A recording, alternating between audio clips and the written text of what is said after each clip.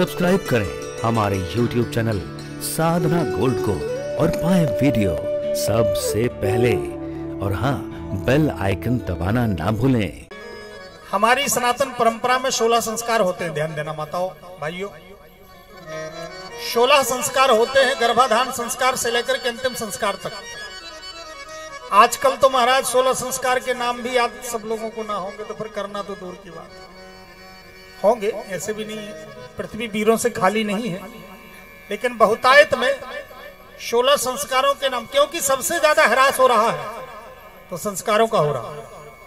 धन का ह्रास नहीं हो रहा, धन खूब आ रहा है, धन खूब कमा रहे हैं, धन बढ़ रहा है, मकान भी बढ़ रहा है, व्यापार भी बढ़ रहा है, सुविधाएं भी बढ़ रही है, लेकिन कम रहा है तो केवल संस्कार कम हो रहा है। इसलिए संस्कार पर हमें ध्यान देना चाहिए। संस्कार ही हमारी सबसे बड़ी आधारशिला है। संस्कार से ही हमारे जीवन का निर्माण होता है। संस्कार हमारे ऋषियों ने प्रदान किए हैं, 16 संस्कार, गर्भाधान से लेकर के और मृत्यु पर्यंत अंतिम संस्कार तक।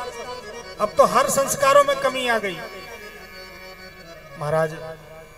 अंतिम संस्कार तक लोग कम करने लगे। अब साधारण, पहले कितना बड़ा संस्कार होता, अब उसमें भी कंजूसी करते, उसमें भी सामान जैसा बताओ भाई जल्दी जल्दी कर दो। विवाह संस्कार जो जीवन का मुख्य संस्कार होता है, विवाह संस्कार से ही गृहस्थ जीवन बसता है, आगे फिर पूरा गृहस्थ जीवन चलता है, उसमें भी कमी आ गई। पंडित जी से लगन निकलवाएंगे और निकलवा करके लगन कार्ड में तो छपवा देंगे कि अमुक डेट की लगन है।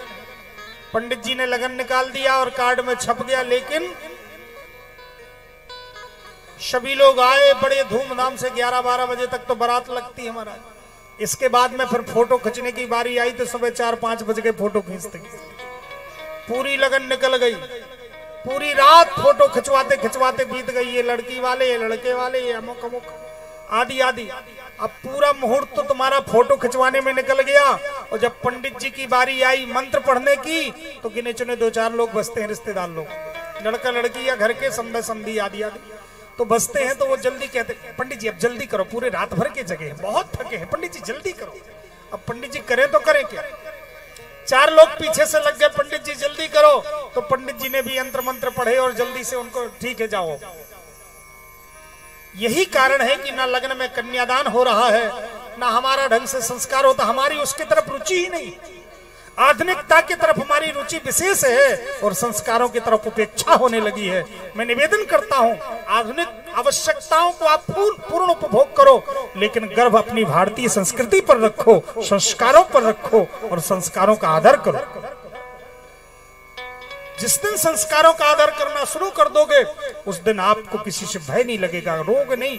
हमारा बच्चा हमारी बात नहीं मानता, हमारी बहू हमारी बात नहीं मानती। आपने गुरुजी की बात नहीं मानी तो अब आपकी बात कौन माने। शादी हो गई, गैर मुहूर्त की शादी हो गई, अब बगैर लगन की शादी हो गई, बगैर लगन का कन्यादान हुआ।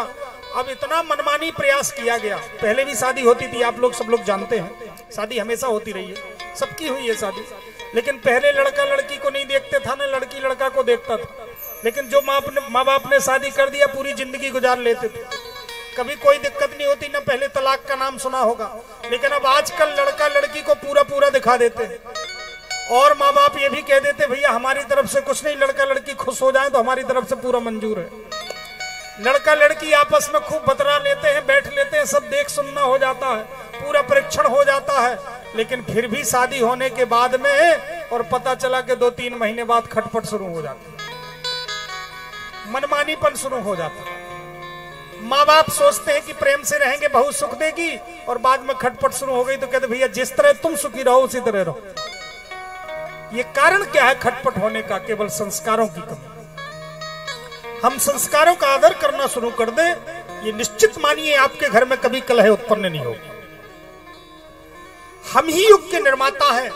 हम चाहे तो अपने घर में सतयुग बना ले, हम चाहे तो अपने घर में कलयुग बना ले। ध्यान रखिएगा व्यासपीठ की बात का, गांठ बांध लीजिएगा, याद रखिएगा, कहिएगा कि चित्रकूट से गुरुजी आए थे, उन्होंने कुछ हमको बताया था।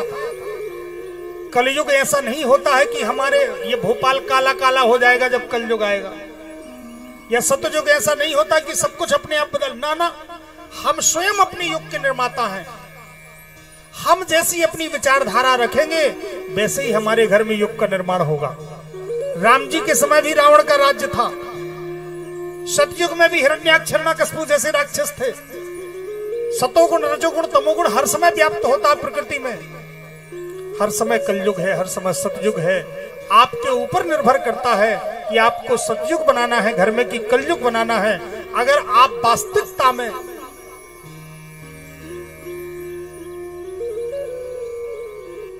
सतयुग बनाना चाहते हैं तो सत्य की वाणी को, संतों की वाणी को, शास्त्रों की वाणी का आदर करना शुरू कर दो, आपके घर में सतयुग शुभारंभ हो जाएगा।